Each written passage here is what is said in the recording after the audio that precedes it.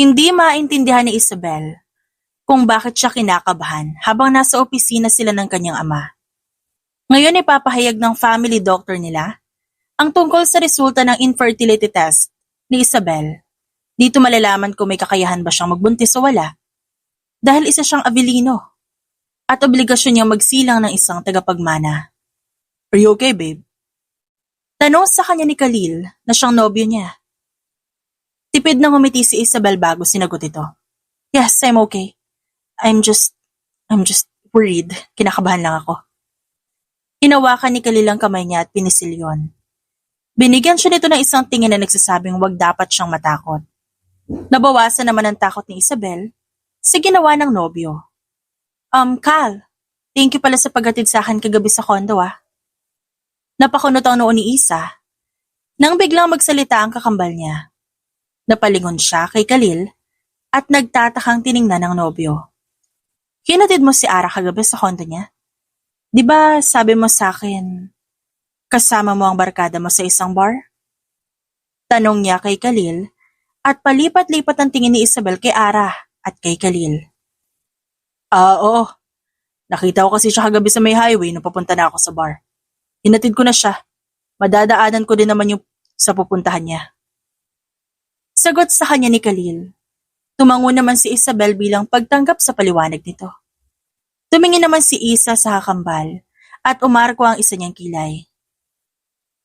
Hindi mo na naman sinama ang bodyguard mo? Seryosong tanong ni Isabel sa kanyang kambal. I told you, Isa, I don't like bodyguards. Ayoko yung may nanonood sa mga kilos ko araw-araw. Papayag na sana ako kung driver lang. Paliwanag sa kanya ni Ara. Bumuntong hininga si Isa at pinagsabihan ng kakambal. It's for your own safety, Ara. Magagalit lang talaga sa'yo si Dad kapag nalaman niyang lumabas ka ng walang bodyguard. Nahuli niya ang pag-ikot ng mata nito. Napabuntong hininga na lamang siya at hinayaan na lamang ang kapatid. Nandito na si Dr. Rivera. Bumalik na naman ang malakas na tibok ng puso ni Isabel nang biglang pumasok ang magulang nila kasama ang kanilang family doctor. Have a seat, Doc Rivera. Saad ng kanyang ama at umupo ang doktor sa visitor's chair na nasa harapan ni Isabel. Lumingon sa kanya si Dr. Rivera at parang hindi ito mapalagay. Natakot si Isabel dahil sa klase ng tingin sa kanya ng doktor na para bang meron itong dala na isang hindi magandang balita. Mas lalong humigpit ang hawak ni Isabel sa kamay ng nobyo. Dala ko na ang resulta ng infertility test ni Miss Isabel Avelino. Pagsisimula ni Dr. Rivera at mahigpit na pinikit ni Isabel ang mga mata. Umaasa na makakarinig siya ng isang magandang balita. And it said here that Miss Isabel Avelino has a low chance to get pregnant. Isang nakakabinging katahimikan ang bumalot sa loob ng opisina ng kanyang ama sa naging balita ng doktor. Tila ba gumuho ang kanyang mundo matapos sabihin ng doktor ang resulta ng kanyang test. Doon unti-unting bumagsak ang luha ni Isabel. Tang-ina! Malakas na mura ng kanyang ama at hinampas nito ang mesa. Napaigtad si Isabel sa gulat dahil sa sigaw nito. Tumayo ang ama ni Isabel at mabilis na lumapit sa kinauupuan niya. Mahigpit na hinawakan siya ng ama sa braso at perasahan siyang tinayo mula sa pagkakaupo. Nagulat si Isabel nang bigyan siya ng isang malakas na sampal ng kanyang ama. Kahit kailan, kamalasan ang dala mo sa pamilyang to. Ano na lamang sasabihin ng kamag-anak ko? Dahil ang isa kong anak may problema sa matres. Galit na saad ng kanyang ama sa kanya. Dad, please maawa ka naman sa akin. Inaalagaan ko naman yung sarili ko. Please don't abandon me just because of the result. Pagmamakaawa niya dito. Ngunit talagang nangibabaw ang galit ng matandang Avelino. No! Isa kang kamalasan. Hindi ko kaya isakripisyo ang negosyo ko kung papaboran kita. Mariin na saad ng ama niya na mas lalong nagpaluha kay Isabel. Lumapit ang ina niya para pigilan ito sa planong pagtakwil kay Isabel. Dahil sa paniniwala ng kanilang pamilya. Isang paniniwala ng angka ng mga Avelino na isang malas ang isang babaeng walang kakayahang magdala ng miyembro ng susunod na henerasyon ng kanilang pamilya.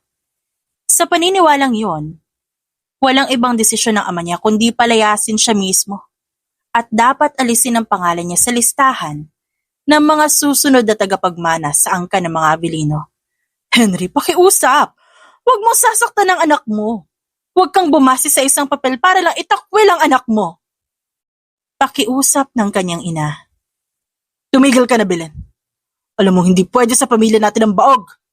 Kaya dapat siyang palayasin at tanggalan ng mana. Napasigaw si Isabel nang hilahin ng sariling ama ang kanyang braso palabas ng opisina nito. Pilit na kumakawala si Isabel sa pagkakahawak ng ama niya at ilang beses siyang lumingon kay Ara at sa nobyo niya para humingi ng tulong. Pero tinitigan lang siya ng mga ito. Bakas sa mukha ni Khalil ang takot dahil sa nangyayari. Please, Dad, please don't do this to me. Handa naman ako magpa-opera para lang matanggap ako ng pamilya natin eh. Hindi nakinig sa kanya ang ama. Tinulak siya nito palabas ng opisina, kaya napaupo siya ng sahig. Napadaing si Isabel sa sobrang sakit ng pagkakabagsak niya. Huminto pa ang ama niya sa pinto at malamig itong tumingin sa kanya. Lumayo ka na. Huwag ka na magpapakita sa amin muli. Hindi ako tumatanggap ng malas sa pamamahay ko. Wika ng ama niya habang walang emosyong nakatingin kay Isabel. Mabilis siyang kumilos na makita niyang sasaraduhan na ng ama niya ang pinto. Gumapang na si Isabel para lang maabutan ng kanyang ama, ngunit huli na ang lahat. Dahil ang sumalubong sa kanya ay ang malakas na kalabog nito. Mas lalong lumakas ang pag-iyak niya. Ilang beses niyang hinampas ang kamay sa pinto nang hindi iniinda ang sakit. Pilit siyang nagmamakaawa para lang huwag siyang tuluyan na itakwil ng pamilya. Hindi na alam ni Isabel ang gagawin niya kapag tuluyan siyang itinakwil ng mismong pamilya niya. Ang hirap lumaki sa pamilyang kinalakihan niya na bumabatay sa isang paniniwala at isa siya sa nadamay sa paniniwalang yon. Umuwi na lamang si Isabel sa kanyang kondo matapos na palayasin siya ng ama sa kumpanya nito. Natatakot siya na baka tuluyan na siyang ipagtabuyan ng kanyang pamilya. Hindi niya na alam kung saan siya pupunta dahil sa oras na malaman ng buong angkan ng Avellino ang tungkol sa kanya, wala nang tatanggap sa kanya. Isa, why are you crying? Naguguluhan na tanong ng kaibigan matapos na abutan ng kaibigan na umiiyak siya sa kanyang kondo. Pinapunta niya kasi ito. Kailangan niya talaga na makakausap. Hindi naman sumasagot sa tawag ang kanyang nobyong si Khalil. Kaya hindi rin mapigilan ni Isabel na makaramdam ng inis. Kung kailan kasi kailangan niya ito, saka naman hindi niya ito matawagan. Lumabas na yung results ng infertility test ko and the doctor said that I'm not able to bear a child. Anong gagawin ko, Jana? Tatakot ako na baka tuluyan na ako itakwil ni Dad bilang isang Avellino. Umiiyak na saad ni Isabel sa kaibigan. Oh my God, is that true? Marahan na tumango si Isabel sa sinabi nito. Niyakap naman siya ni Jana. Hey, I'm here. Hayaan mo, tutulungan kita na makausap si Tito. It's possible na hindi niya kami payagan ni Khalil na magpakasal. Oh my God, I can't imagine my life without him, Jana. Mahal na mahal ko si Khalil. Nakausap mo na ba ang boyfriend mo? Anong plano niyo? Dahan-dahan na umiling si Isa sa tanong ng kaibigan. Hindi ko nga siya matawagan matapos na nangyari. Maybe his parents stopped him to communicate with me. Sigurado ka? Baka naman mismo ang boyfriend mo ang umayaw matapos malaman ang result. Parang tinusok ng karayom ang puso ni Isabel sa sinabi ng kaibigan. Hindi niya mapigilan ang mag-isip. Paano nga kung iwanan siya ni Khalil dahil sa resulta ng test niya? Hindi mapapatawad ni Isabel ang sarili kapag nangyari yon. No, it can't be, Jana. Hindi ako pwedeng iwan ni Khalil. Wala akong kakayahan na magbuntis and just because of that, iiwan niya ako, no? Hindi ko kakayanin yon. Mas lalong bumuhos ang luha niya sa posibilidad na sinabi ng kanyang kaibigan. Tama na, Isa. Kahit ano mangyari, hindi kita iiwan. Kung itakwel ka man ng pamilya mo, tutulungan kita para makabangon. Nagpapasalamat si Isabel na meron siyang kaibigan na katulad ni Jana na handa siyang damayan sa mga problema niya. Hindi siya nito iniwan hanggat hindi siya kumakalma. Sinabi niya rin ang plano niya na magpakita ulit sa mga magulang at nagbabaka sakali siya na magbago ang isip ng mga ito. Kinabukasan, matapos umalis ng kaibigan niya, bigla siyang binalot ng pag-asa nang dumating ang kanyang ina. "Mom, you're here!" Hindi niya napigilan ang sarili at tumakbo siya patungo dito para yakapin ito. Ngunit agad na kinalas ng kanyang ina ang braso niya sa katawan nito. Ngunit hindi na lang pinansin ni Isabel ang ginawa nito sa kanya. Tiningnan niya ito habang ang ginang walang emosyong nakamasid sa kanya. "Mom, nakausap mo ba si Dad? Hindi na ba niya ako palalayasin?" Puno ng pag-asa ang tanong ni Isabel sa ina. Ngunit gumuho ang pag-asa para kay Isabel nang umiling ito sa kanya. "I can't stop your father from his plans." Matapos ang naging resulta. "Bukas, may sasakyan na mag-aatid sa'yo sa daungan ng barko. Ito lang ang tanging alam ko para mailayo ka mula sa plano ng ama mo." Nakayuko na lamang si Isabel. Ramdam niya ang paglamig ng kanyang dugo. Wala na talagang pag-asa na tatanggapin ulit siya ng pamilya niya. Ginawa naman niya ang lahat para maging malusog. Pati na ang pangangatawan niya. Wala siyang ibang ginawa kundi mag-ensayo, kumain ng healthy food, at kumuha pa talaga siya ng diet coach na gagabay sa kanya para makontrol niya ang katawan niya. Inakala niyang sapat na ang lahat ng yun para maiwasan ang kanyang kinatatakutan. Ngunit nangyari pa rin ang kinatatakutan ni Isabel.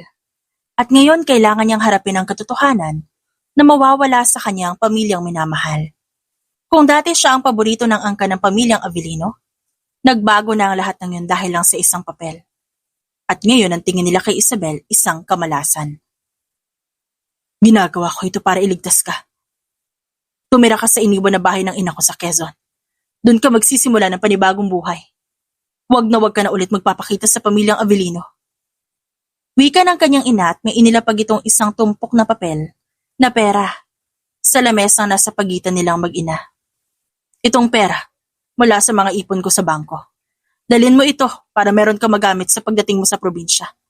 At may isa pa akong pakiusap sa iyo, Isabel."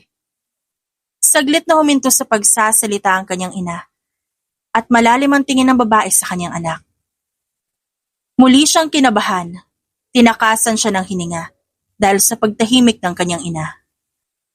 Natatakot siya para sa susunod nitong sasabihin. Pagdating mo ng probinsya, baguhin mo ang pangalan mo. Tanggalin mo na ang natitira mong ugnayan sa pamilya Avellino. At yun ay ang pangalan mo, Isabel. Ikaw na ang bahala kung babaguhin mo ba yung una mong pangalan o hindi. Basta palitan mo ang apelido mo. Simula sa araw na ito, Isabel, hindi ka na isang Avellino. Hindi napigilan ni Isabel ang pagbuhos ng luha niya matapos ang sabihin ng kanyang ina. Tapos na talaga ang pagiging Avellino niya at ang pinakamasakit para sa kanya, wala man lang kahit isang nagtanggol sa kanya. Wala man lang pumigil sa kanyang ama nang itakwil siya sa pamilya, kahit pa ang sarili niyang ina. Hindi rin ito nagtagal sa kanyang kondo. Sinabi nito kung anong oras darating ang sasakyan na maghahatid sa kanya sa pier. Pagsapit ng gabi, ilang beses pa niyang tinawagan ang numero ni Khalil, ngunit hindi ito sumagot kahit isang beses. Kahit ang kakambal niya hindi sumasagot sa mga tawag niya. Kaya natulog si Isabel ng gabing iyon na mugto ang kanyang mga mata at walang katapusang kirot ang bumalot sa kanyang dibdib. Umaasa pa siya na magbabago pa ang lahat at baka panaginip lang ang nangyari. Umaasa pa rin siya na tatawag sa kanyang ama para pigilan siyang umalis. Kinabukasan agad siyang nag-impake ng lahat ng gamit niya habang hinihintay niyang dumating ang sinabi ng kanyang inang maghahatid sa kanya sa pier. Muli niyang tinignan ang buong paligid ng kanyang kondo na matagal niyang tinuluyan. Regalo sa kanya ito ng ama noong 18th birthday nila ni Ara. Walang tumawag kay Isabel kahit isa mula sa kanyang pamilya. Kahit si Khalil hindi tumawag sa kanya. Umasa pa si Isabel na pupuntahan siya nito sa kondo at baka sabihin ng lalaki na tatakas sila. Walang pagdadalawang isip siyang sasama sa lalaki kung ganon. Ngunit ang lahat ng ito ay isang imahinasyon lang.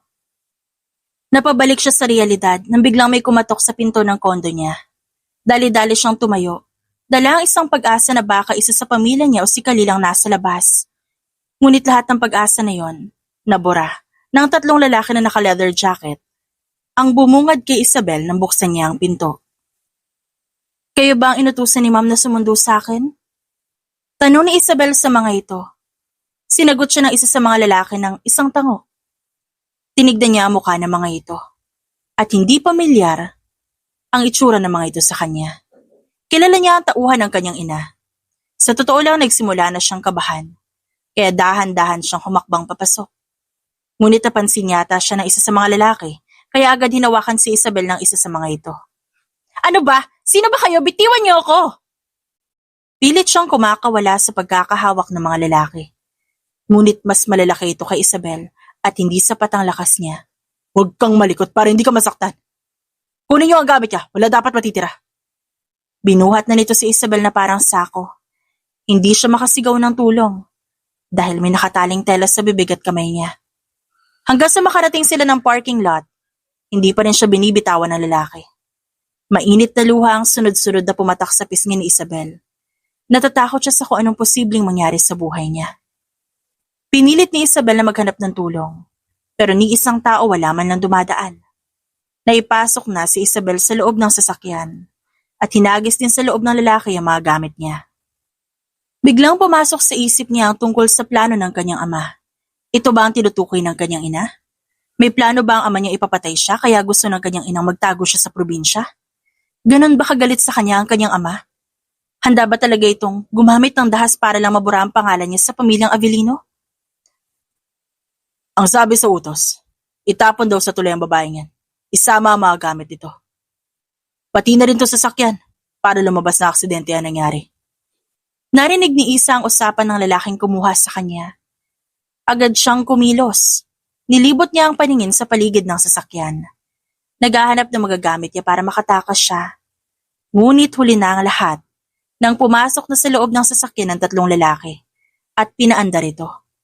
Pilit siyang kumakawala sa pagkakatali ng kanyang kamay hanggang sa napiko ng isa at tinutukan na siya ng baril. Di ka pa titigil dyan? Huwag mo na kaming pahirapan para matapos na agad itong trabaho namin at babayaran kami agad ni Ma'am Ara. Umugong sa tenga ni Isabel ang pangalan na binanggit ng lalaki. Nanlamig ang kanyang katawan. Hindi siya makahinga. Hindi makapaniwala sa kanyang narinig. Hindi ang ama niya nag-utos na ipapatay siya kundi ang kanyang kakambal. Hindi makapaniwala si Isabel sa kanyang nalaman. Sa lahat na iniisip niya na maaaring gumawa nito. Hindi man na siya naghinala kay Ara. Malaki ang tiwala niya dito, kaya parang isang bomba na marinig ang pangalan ng kapatid niya sa mga taong hawak siya ngayon. Tanga ka ba? Ba't mo sinabi ang pangalan na nag-utos sa atin? E di nagkaroon siya ng idea kung sino nagpapapatay sa kanya. Eh patay naman na tumamaya eh. Hindi na siya makakaganti sa taong gusto siyang mawala sa mundong to. Saad ng isa sa mga lalaki at humarap ito na may ngisi sa labis sa kanya.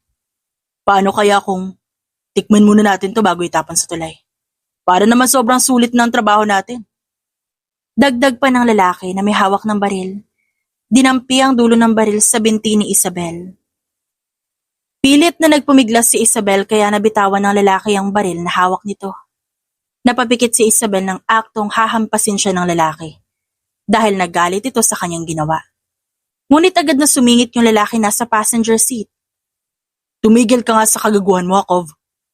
Maigpit na bilin sa atin na dapat natin matapos agad itong trabaho bago pa kumalat sa buong angka ng Avellino na nawawala ang malas nilang anak. Huminto na ang sinasakyan ni Isabel. Lumabas ang tatlong lalaki at naiwan ng mga ito na bukas ang pinto. Naging pagkakataon yun para kay Isa na tumakas. Dali-dali siyang tumayo at mabilis na lumabas ng sasakyan. Nilabas niya na buong lakas para makatakas siya. Ngunit nahuli pa rin siya ng mga ito. Tang-ina, Akov, yung babae tumatakas na! Sigaw ng isa sa kanila. Hindi na lumingon si Isa at binilisan ng pagtakbo. Narinig niya ang putok ng baril. Bigla na lamang bumagsak si Isabel sa kalsada nang maramdaman niya ang pagbaon ng isang bagay sa paa niya. Hindi na siya makatayo, pero pinipilit pa rin ni Isabel na makalayo sa mga taong gustong pumatay sa kanya. Naabutan siya ng mga ito at napadaing siya ng hilahin ng lalaking nagngangalang Hakov ang buhok niya. Hayop kang babae ka, pahihirapan mo pa kami. Napaiyak na lamang si Isabel nang hilahin siya nito papalapit sa may tulay. Buhatin niyo na para matapos na itong trabaho natin. Hindi na yung makakalaban, marami ng dugo na wala sa kanya. At wala pang isang minuto naramdaman niya na ang pagtilapo ng kanyang katawan sa ere. Hindi nagtagal naramdaman niya ang sariling bumagsak sa tubig. Unti-unti na siyang binalot ng lamig at sa huling pagkakataon, pumatak ang luha niya. Hindi dahil sa takot, kundi dahil sa pagtataksil habang unti-unting nilalaman ng dilim ang kanyang sistema. Kalungkutan ang bumalot sa ina ni Isabel matapos kumalat ang balitang namatay ang anak niya. Bumuhos ang luha ng tunay na nagmamahal kay Isabel. Ngunit ang mga angka ng mga Avelino, tahimik lang. Walang kahit anong reaksyon na makikita sa mukha ng mga ito. Ang buong akala ni Belen, naihatid na ang anak niya sa daungan ng barko. Ngunit nadurog ang puso niya na makarating sa kanya ang balita na natagpuan ang sasakyan na ginamit ni Isabel sa ilalim ng tulay. Mukhang malas nga talaga ang anak ni Mr. Avelino. Buti na lang, hindi sa loob ng pamamahay nila namatay ang babae. Saad ng isa sa mga pumunta sa burol ni Isabel. Sa gitna ng silid, may simpleng altar na nakatayo. Naroon ang isang malaking larawan ni Isabel, pinalilibutan ng mga puting bulaklak at nag-aapoy na kandila. Walang katawan na na-recover ang mga pulis. Ang tanging nakuha lang ay ang sasakyan at ang mga gamit ng babae na palutang-lutang sa ilalim ng tulay. Hinakot ng matinding pagdadalamhati si Mrs. Avelino. Gusto niyang manigaw dahil sa pagsisisi. Sana hindi na lang niya pinaalis ang kanyang anak. Sana hinayaan na lamang niya na magtago ito sa sarili nitong kondo. I'm sorry, anak. Sana hindi na kita pinaalis. Patawad kung nagkulang ako bilang nanay mo. Umiiyak na saad ni Mrs. Avelino sa harap ng larawan ng anak. Lumapit sa kanya si Ara at pilit na pinapakalma siya. Umiiyak din si Ara at di makapaniwala sa nangyari sa kanyang kakambal. I'm here, Mom. Wala na tayong magagawa. Kinuha na ng taas sa Ate Isabel. Umiiyak na saad ni Arabel sa ina. Hinarap ng kanilang ina ang asawa. At nagulat ang lahat ng tao nang sampalin ni Belen ito. Ikaw ang may kasalanan kung ba't namatay si Isabel. Dahil yan sa kasakiman mo sa kapangyarihan, Henry. Nawala ang anak ko ng dahil sa'yo. Ate Belen, ang nangyari isang patunay na kamalasan lang ang dala ng anak mo sa pamilyang ito. Kung di siya nawala, baka pati tayo nadamay sa kamalasang dala niya. Sagot ng babaeng pinsan ni Henry Avelino. Mas lalong nabuhay ang galit sa dibdib ni Belen. Galit na galit siyang tumingin sa mga kamag-anak ng kanyang asawa. Kitang-kita niya na hindi man lang nagpapakita ng pagdadalamhati ang mga ito sa nangyari sa anak niya. Isang patunay lang na mas mahalaga sa mga Avelino ay ang kanilang mga yaman. Wala silang pakialam kung mamatay man ang isang tao. Ang mahalaga, maprotektahan nila ang yaman na iniingatan nila. Kayo ang malas. Mas importante sa inyo ang pera kaysa sa mga taong mahal ninyo. Ang dami ng buhay na nasakripisyo para lang sa pangalang iniingatan ninyo. Hindi na nakatiis ang asawa niya. Parasahan itong hinila ang kanyang braso. Galit na galit itong tumingin sa babae. Umiigting ang panga ni Henry. Tila may usok na lumalabas sa ilong. Hindi mapigilan ni Belen na mapadaing sa ginawa ni Henry. Di ka ba titigil? Kapal din ang mukha mo manumbat. Tandaan mo na may utang na loob ka sa pamilyang ito, Belen. Kundi dahil sa akin, baka hanggang ngayon, nakatira ka pa rin sa lansangan at di mo maranasan ng ganitong sarap ng buhay. Mariing saad ni Henry habang dahan-dahang humihigpit ang pagkakahawak nito sa braso ng asawa. Agad na pinakalma ni Ara ang kanyang mga magulang. Marami ng taong nakatingin sa kanila. Gulat na gulat ito sa ginawa ng kanyang ama.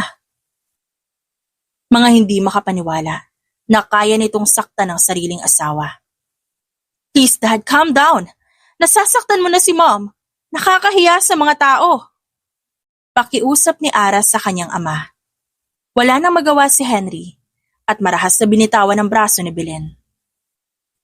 Bukas na bukas din. Ititigil na itong katangahan mo, Belen. Kalimutan mo na ang anak mo dahil kahit anong gawin mo, kahit anong pagluha mo sa harapan ng larawan niya, hindi na siya muli mabubuhay. Walang emosyon na saad ni Henry at naglakad ito papalabas ng kwarto kung saan ginaganap ang burol ni Isabel. Napaluhod na lamang si Belen nang makaalis na ang angka ng mga Avelino. Binuhos niya lahat ng sakit, ang kirot ng pagtitiis sa piling ng kanyang asawa. Kung hindi siya nanatili sa piling ni Henry, baka buhay pa ngayon ang anak na si Isabel. Pagsapit ng gabi matapos ihatid ni Ara ang ina sa kwarto nito, agad siyang dumiretso sa kwarto niya at bumungad sa kanya si Khalil. Nakahiga ito sa kama niya at tanging tuwalya lang ang nakabalot sa katawan. It's successful, hon. Nabura na natin sa mundo ang kambal mo. Nakangising saad sa kanya ni Khalil. So what's the next plan? Saad ni Ara na may halong paglalambing sa lalaki. Bumangon si Khalil at naglakad palapit kay Ara. Huminto lamang ito na 1 pulgada na lamang ang pagitan nila. Let's convince them na dapat tayong ay kasal. Kailangan natin sila mapaniwala na tayo ang magpapalakas sa samahan ng angka ng Avellino at Monte Carlos. Napangiti si Ara sa sinabi ni Khalil at hinawakan niya ang pisngi ng lalaki. Napapikit si Khalil sa ginawa ng dalaga. At dinampian ng halik ang palad niya. Wala na akong kaagaw sa iyo, Khalil. Akin ka na talaga. Saad ni Ara sa kanya. Kaya niya pinapatay ang kapatid dahil hindi siya papayag na maikasal ito sa lalaking mahal niya. Nag-isip sila ni Khalil ng plano. At yun ay ang ipapatay si Isabel. At palabas na aksidente ang nangyari.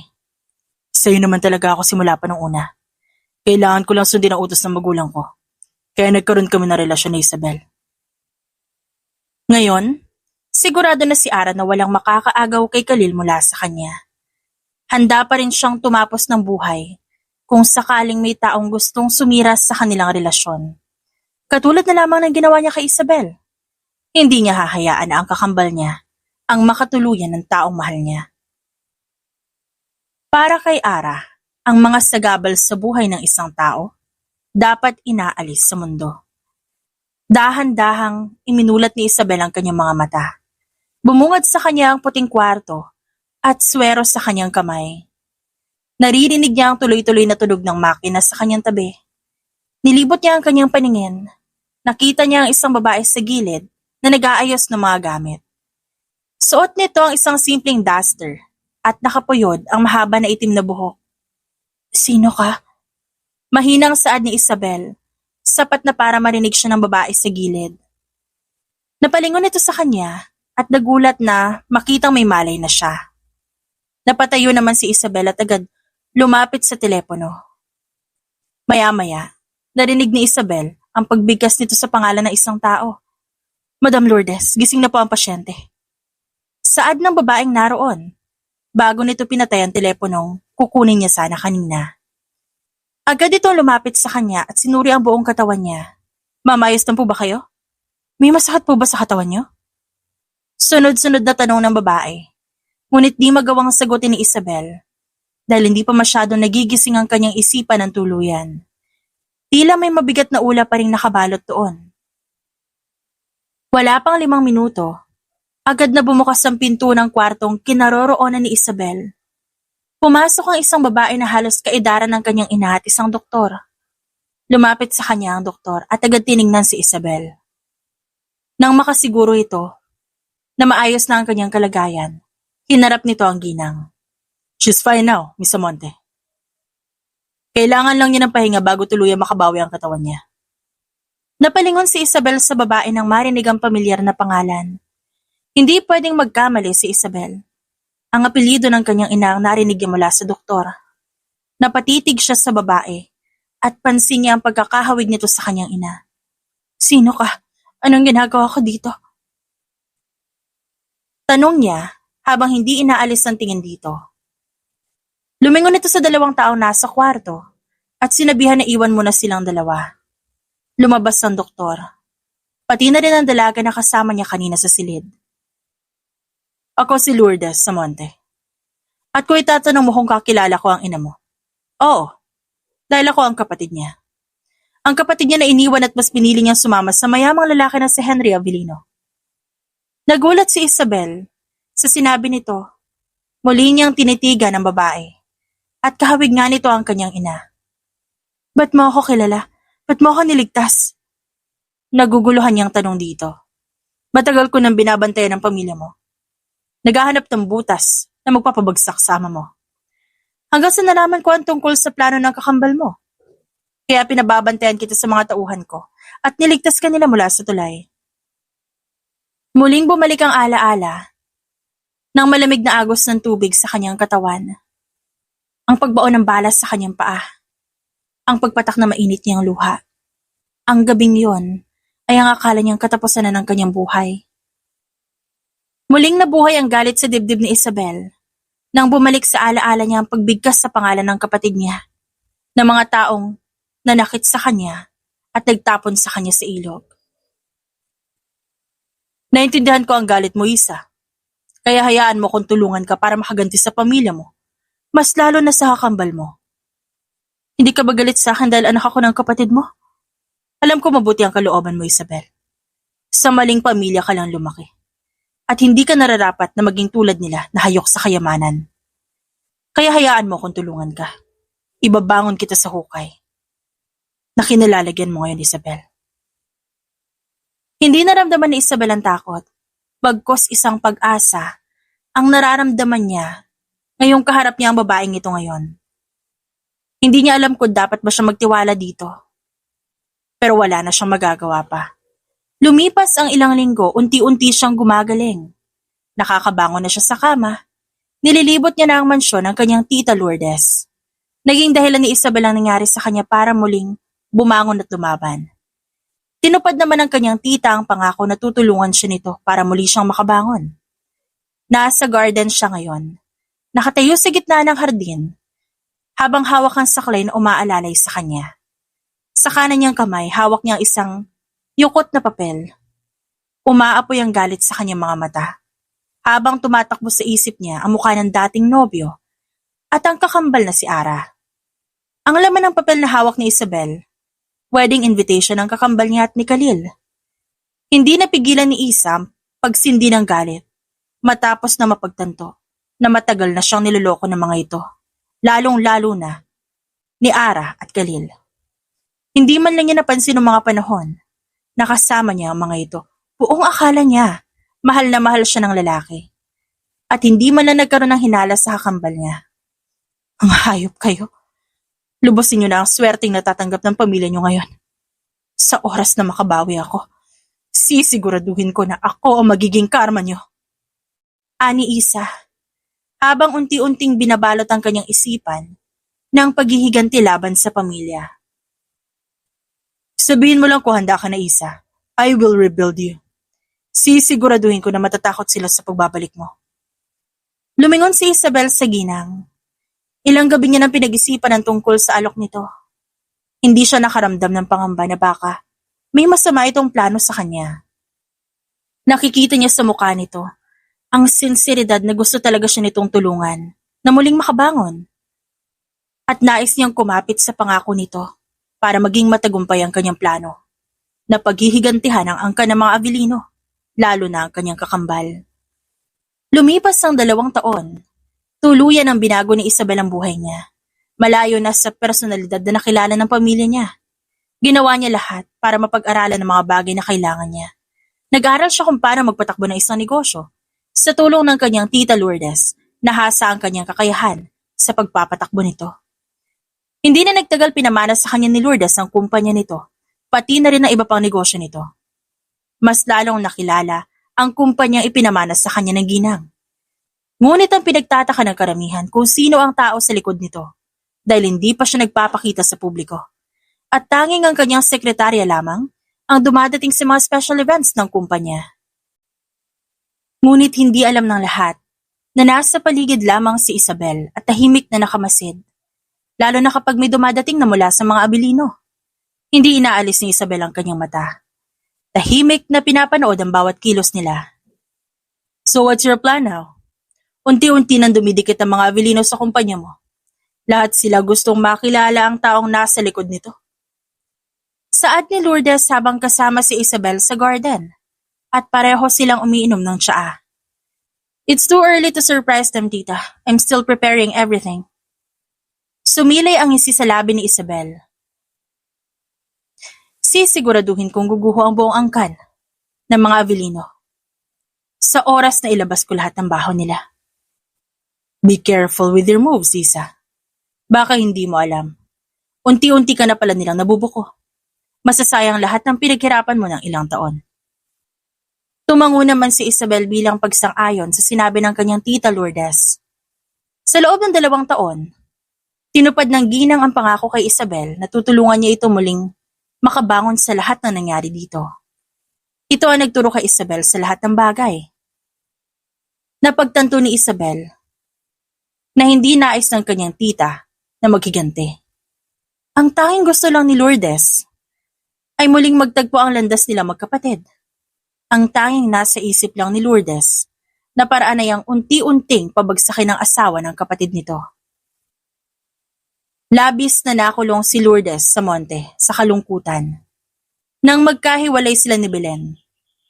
Kaya sisiguraduhin ni Isabel na magtatagumpay siya sa kanyang plano. Hindi lang ito para sa kanyang sarili, kundi pati na rin sa kanyang tiyahin.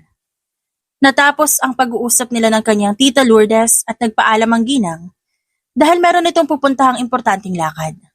Naiwan siya mag-isa sa garden habang umiinom ng tsaa. Ngunit isang boses ang sumira sa katahimikan ni Isabel. Naks naman, sa'yo na ba yan na tumatanda ka, Isa? Tsaa ang iniinom mo at hindi alak. Napasimangot si Isabel nang marinig ang isang pamilyar na boses. Lumingon siya at si Jake agad ang bumungad sa kanya. Ang inaanak ng kanyang tita. Inirapan lang ni Isabel ang lalaki. At tinalikuran niya ulit ito. Binalik niya ang atensyon sa iniinom na tsaa. Ngunit naramdaman niya ang paglapit nito sa kanyang kinaroroonan. Wala nang nagawa si Isabel na umupo ang binata sa upuang kaharap niya. What are you doing here, Jake? Wala ka bang kliyente ngayon at ako naisipan mong abalahin? Naiinis na tanong niya dito. Ngumisipa ito kay Isabel bago sinagot ang tanong niya. Binisita ko lang si Mama Lourdes at baka namimiss mo na ang gwapo ko mukha kaya rin ako pumunta dito. Sagot naman ni Jake na may nakakalokong ngiti sa labi. Gwapong mukha. Sang parte, Jake? Baka ikaw may kailangan na uminom nitong tsaa at hindi ako. Para naman mahimasmasan ka. Dagdag pa niya at tinulak ang isang tasa ng tsaa sa harap ng binata. Napasimangot si Jake at napangisi na lang si Isabel. Nagtagumpay siya sa pang-aasar dito. Tumayo na siya at naglakad papasok ng mansyon. Habang iniwan niya mag-isa doon sa garden ang lalaki. Laging ganito ang tagpo nilang dalawa, parang aso at pusa kung mag-away. Hindi kasi mapigilan ni Isabel na mainis sa lalaki tuwing magtatagpo ang kanilang landas. Si Jake ang inaanak sa binyag ng kanyang tita Lourdes at nakilala niya ito nung nagtitraining siya sa kumpanya ng kanyang tiyahin. Simula noon wala nang ginawa ang lalaki kundi painitin ang kanyang ulo. Pagdating niya sa opisina, bumungad sa kanya si Felix, ang taong inutusan niya para humanap ng impormasyon na makakasira sa mga Avellino. Tumayo ang binata at inabot kay Isabel ang isang folder. Binuklat niya yon at napangisi na lamang siya nang makita ang laman ng inabot ni Felix. Can't believe that you found this, Felix. Avelinos really has a dirty side. Kala mo malilinis sa tao sa harap ng madla. Nakangising wika ni Isabel habang hindi inaalis ang tingin sa laman ng folder. Kahit naman ako nagulat na makita ko ang larawan na yan. Buti na lang, nakatakas ka sa pamilyang katulad nila. That is why I'm very thankful to my tita Lourdes. Kung hindi niya nalaman ang tungkol sa plano ng kakambal ko, baka matagal na akong patay. At hindi mabubunyag ang baho ng pamilyang pinanggalingan ko. Seryosong aniya at tinago ang folder sa cabinet sa may table niya. Kailangan niyang ingatan ito dahil yun ang natitirang kakulangan at magsisimula na siyang magparamdam sa mga Avellino. Walang makakatakas. Lahat ng mga Avellino madadamay sa kanyang paghihigante. Lalong-lalo na si Khalil at Arabel. Everything is ready. I can start now. Yeah. I'm excited to watch how you will put them in their own downfall. At malapit na yan, Felix. Lahat sila, malulubog sa hukay na inihanda ko at walang matitira. Sabihin na nilang wala siyang awa, ngunit sa mga taong katulad ng kanyang pamilya, hindi dapat kaawaan ng mga ito. Matagal siyang nagtiis, at oras na para maranasan nila kung gaano kalupit ang paghihigante ni Isabel. Mas lalo na kay Ara, sisiguraduhin niya na higit pa sa ginawa ng kapatid niya ang gagawin niya dito. Dumating na ang araw kung saan ilalabas ni Isabel ang sikreto ng mga Avellino. Kararating niya lang sa event place kung saan gaganapin ang birthday celebration ng kanyang kakambal. Hindi niya mapigilan na masaktan dahil hindi na dalawang pangalan ang binanggit. Mukhang binauna talaga si Isabel sa limot ng kanyang pamilyang pinanggalingan. Can't believe that you grew up in this kind of family. Ano sila, baboy? Kala ko noong unang panahon ganito lang ang mga babae. Saad ni Felix nakatabi niya ngayon. Nasa second floor sila at nanonood sila na isang magarang pagdiriwang ng angka ng mga Avellino. Nakatago silang dalawa sa isang madilim na lugar kung saan walang masyadong makakapansin sa kanila. Kitang-kita ni Isabel ang kapatid niya na nakikihalubilo sa mga bisita. Katabi nito si Khalil na may kalong na batang lalaki.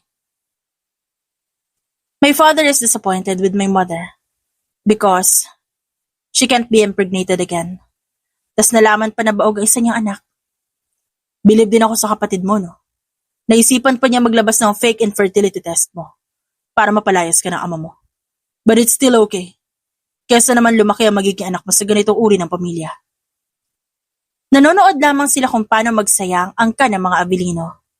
Kitang-kita ni Isabel kung gaano kalawak ang ngiti ng kanyang ama. Napangisi siya. Malamang ito na ang huling gabi ng pamilyang yon na masayang magdiriwang ng isang event. Ang susunod na kabanata sa buhay ng mga ito, kaguluhan, na siya mismo ang pasimuno. Everything is settled.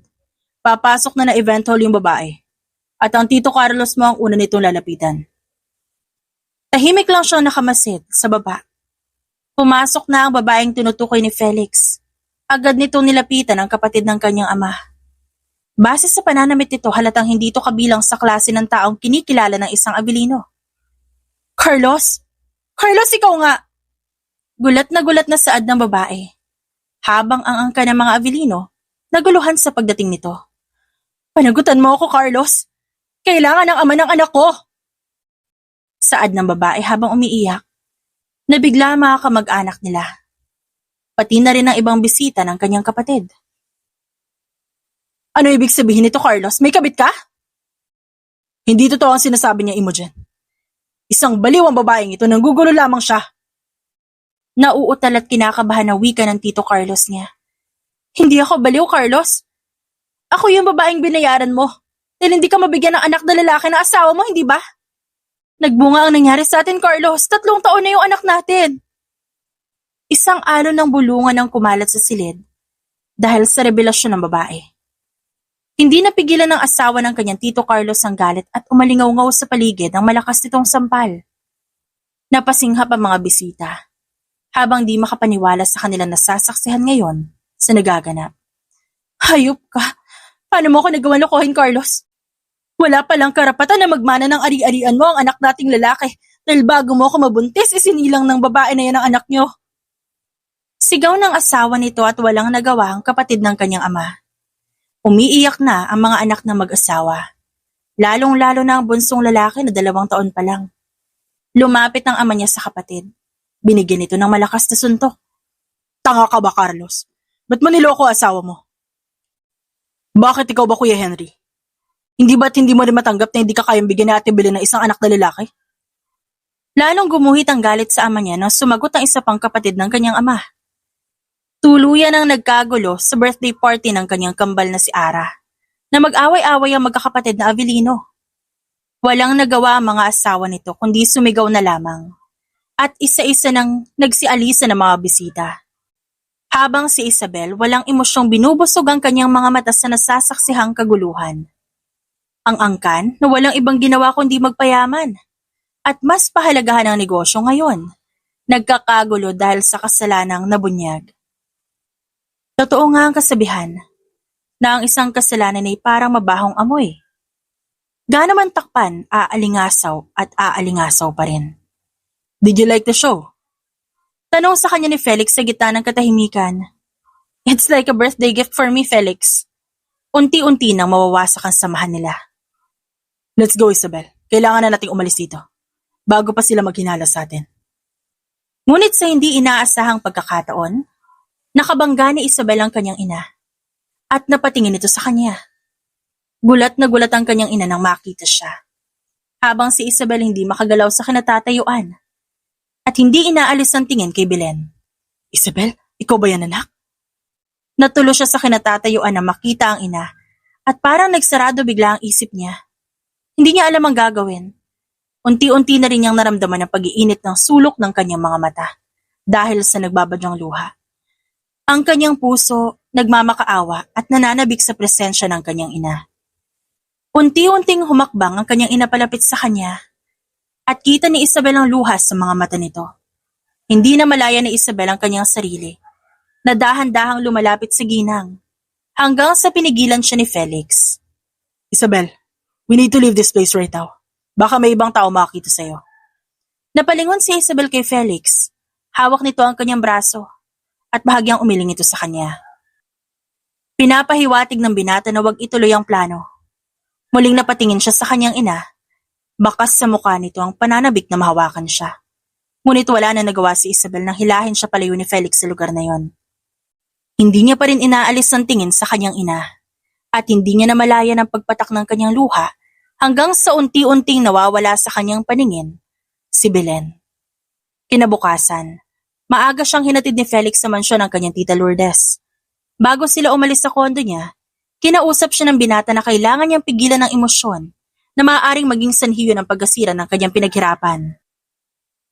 Inamin niya na mali ang kanyang ginawa. Ngunit talagang hindi niya mapigilan ang kanyang emosyon. Alam ni Isabel na may parte pa rin sa kanyang puso na nananabik sa presensya ng kanyang mama. Mamayang gabi, ilalabas ang susunod na plano. Ang kailangan mo lang gawin, magabang sa telebisyon para mapanood mo kung paano makukulong ang ama mo. I will trust you with this plan, Felix. Ayoko ng delay. Siguraduhin mo na hindi papalpak ang grupo mo. Seryosong saad ni Isabel at lumabas na siya ng kotse ni Felix. Hinintay pa niya na makaalis ang sasakyan ng binata bago siya pumasok sa mansyon. Nagtaka siya nang masalubong niya si Jake na nakatayo sa pinto. Nakasimangot, nakakunot ang noo. What's your problem, Jake? Wala akong panahon na sumakay sa mga kalokohan mo ah. Anong silbi ng pagpasa mo sa driving lesson kung magpapahatid ka lang pala sa lalaking yan? What do you mean? Stop it, Jake. I have no time for your jokes. Hindi rin ako nakikipagbiruan, Nisa. Baka kung ano isipin ng mga tauhan ni Mama Lourdes kapag may ibang lalaki nagatid sa'yo. Dahan-dahang inangat ni Isabel ang isang kilay na makuha niya kung anong pinupunto ng lalaki.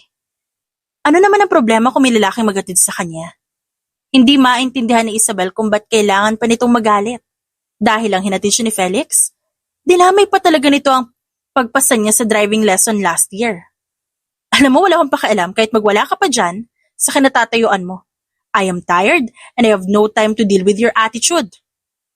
Sagot niya kay Jake at nilagpasan niya ang binata. Napabuntong hininga na lamang siya na makapasok sa loob. Dami ko ng problema, dadagdag pa siya. Leche. Ngunit nagulat si Isabel sa bumungad sa kanya pagdating sa kusina. Ang daming pagkain. Lahat ng yun mula sa favorite restaurant niya. Napanganga na lamang siya at di makapaniwala na nasa harapan niya ito ngayon. What's this, Julie? Ba't ang daming pagkain? Naguguluhan niyang tanong sa nag-iisang kasambahay ng kanyang tita Lourdes. Ay, Ma'am Isa, inihanda po yan ni Sir Jay kagabi para po samahan ka sana mag-celebrate ng birthday mo. Buong gabi siya naghintay. At nakatulog na siya sa living room kakaintay sa inyo. Napatigil sa kinatatayuan si Isabel at di makapaniwala sa sinabi ni Julie. Nag-take out ng paboritong pagkain niya si Jake. Hinintay siya nito, buong magdamag, pero umaga na siya nakauwi. Kaya siguro gano'n na lang ang init ng ulo ni Jake dahil hinintay siya ng binata buong gabi. Wala namang sinabi si Isabel na maghintay ang lalaki sa kanya. Ngunit di niya mapigilan na mag-guilty dahil inaway niya pa ito kanina. Lumipas ang buong maghapon. Hindi pa rin sumasagot ang binata sa mga tawag niya. Gusto niya mag-sorry sa ginawa niya. Sumapit ang gabi at katabi niya sa may living room ang kanyang tita Lourdes. Hinihintay ang balita na simbolo ng tagumpay ng kasunod niyang plano. Bakit ang tahimik mo? Tanong ng kanyang tiyahin sa gitna ng paghihintay nila sa balita.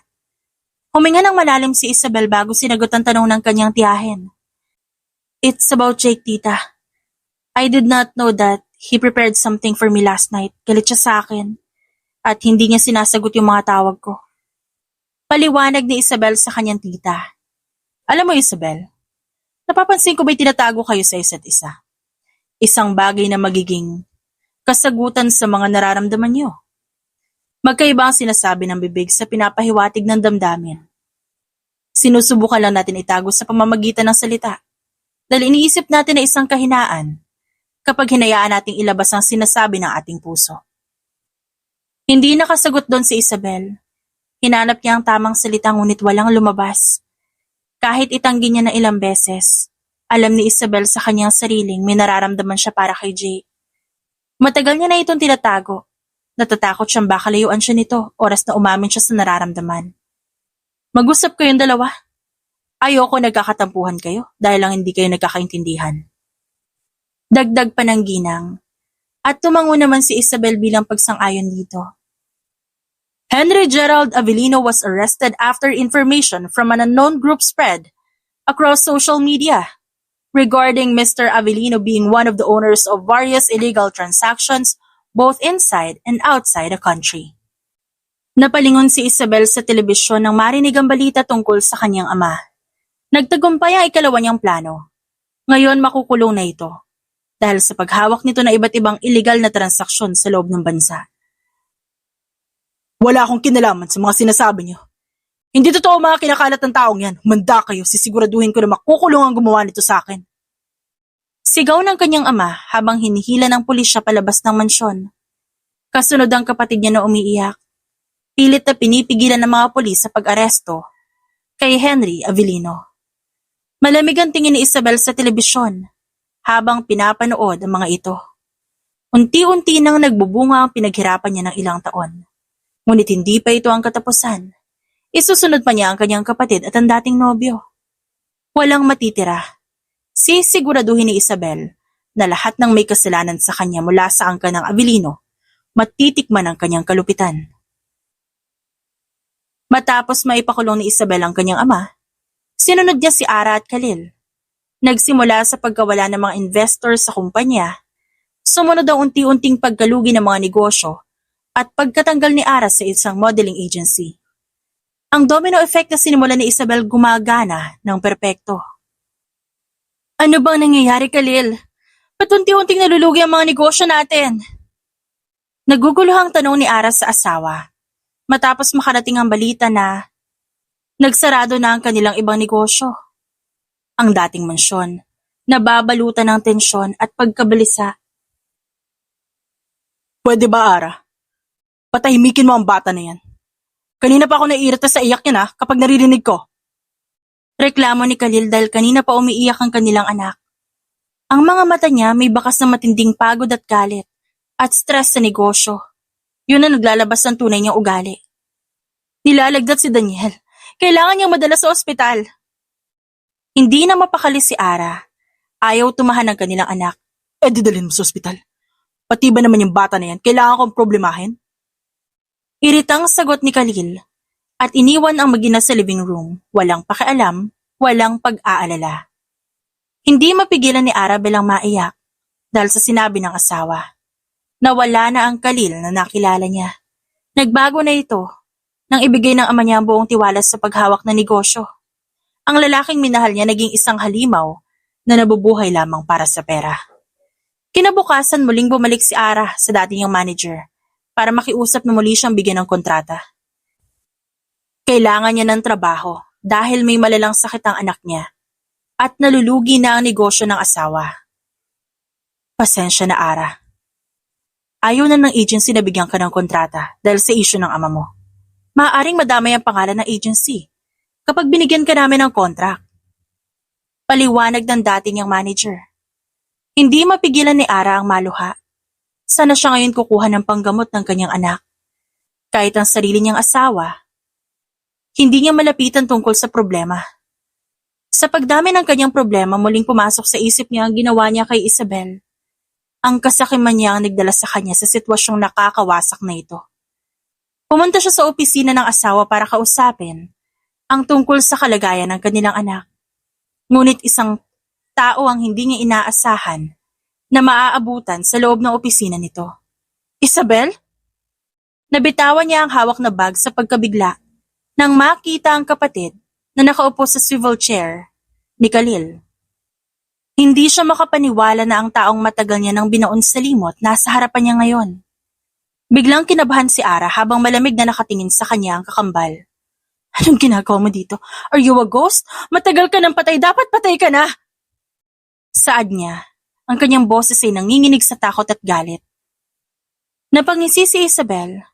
Ang ngisi ay hindi nagpapakita ng saya, kundi ng tagumpay at kawalang awa. Tumayo ito mula sa pagkakaupo sa swivel chair at humakbang patungo sa kinatatayuan ni Ara. Umurong si Ara hanggang sa maramdaman niya ang pader sa likod niya. Hindi mo ba ako na-miss, Ara? Paano ka nabuhay? Pinahulog na kita sa ilalim ng tulay para wala na akong kaagaw kay Khalil. Hindi mo na makukuha sa akin muli si Khalil. I'm not stupid like you, Ara. Nandito ako para ihatid ka sa katapusan ninyo. Hindi ako bumalik para kay Khalil. Tumingin ka sa paligid mo, Ara. Tignan mo kung paano ka ginawang kahapag-habag ng pag-ibig mo. Kawawa ka naman. Nakakaawa ka. Nagsimulang gumuho ang pagpapanggap ni Ara na may tapang pa siya. Nagsimula siyang umiyak sa harapan ng kapatid. Hindi dahil sa takot dito, kundi sa sakit at pagsisisi. Isabel, please patawarin mo ako. I am very, very sorry. Alam ko nagkaroon ako ng kasalanan sa'yo. Sinira ko yung buhay mo. Pero magbabayad ako. Si Daniel, I have a son. Yung anak ko, kailangan niya ako ngayon. Nagmamakaawa ka sa akin ngayon? Inisip mo ba rin kung paano ako nagmakaawa sa mga taong inutusan mo? Pero wala kahit isa sa kanila nakinig sa pagmamakaawa ko. Alam ko, hindi sapat yung pagsisisi ko. Ako na lang ang meron ng anak ko. Pakiusap, handa ako magbayad sa kahit anong parusa. Basta wag mo lang kami paghiwalayan ng anak ko, please. Please. Lumuhod si Ara at niyakap ang binti niya. Hindi gumalaw si Isabel. Wala na ang dating siya, na siguradong luluhod at yayakapin si Ara. Ngunit ang babaeng nakatayo ngayon, bakal na ang damdamin. Napakagaling mo, artista, Ara. Hindi mo ako mapaglalaroan sa mga luha mo. Hindi ka nagsisisi. Nagsisisi ka lang. Dahil nahihirapan ka na.